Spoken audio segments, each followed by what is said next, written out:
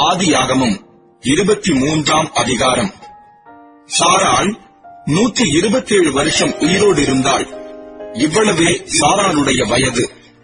கானான் தேசத்திலுள்ள எபிரோன் என்னும் கீரியாத் அர்பாவிலே சாராள் மரித்தாள்.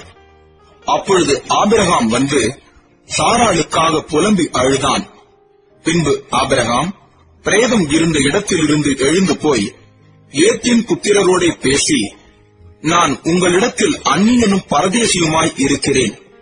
என்னிடத்தில் இருக்கிற இந்த பிரேதம் என் கண்முன் இராதபடிக்கு நான் அதை அடக்கம் பண்ணுவதற்கு உங்களிடத்தில் எனக்கு சொந்தமாக ஒரு கல்லறை பூமியை தர வேண்டும் என்றார்.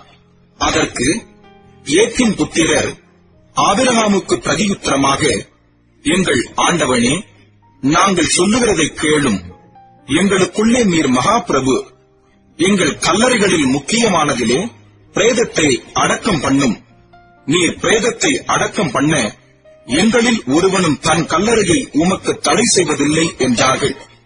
அப்பொழுது ஆபிரகாம் எழுந்திருந்து ஏத்தின் புத்திரராகிய அத்தேசத்தாருக்கு வந்தனம் செய்து அவர்களோடே பேசி, என்னிடத்தில் இருக்கிற பிரேதம் என் கண்முன் இராதபடிக்கு நான் அதை அடக்கம் பண்ண உங்களுக்கு சம்மதியானால், நீங்கள் என் வார்த்தையை கேட்டு சோகாருடைய குமாரனாகிய எப்ரோன் தன் நிலத்தின் கடைசியிலே இருக்கிற மக்பேலா எண்ணப்பட்ட குகையை எனக்கு சொந்தமான கல்லறை பூமியா இருக்கும்படி தர வேண்டும் என்று அவரிடத்தில் எனக்காக வேண்டிக் கொள்ளுங்கள்.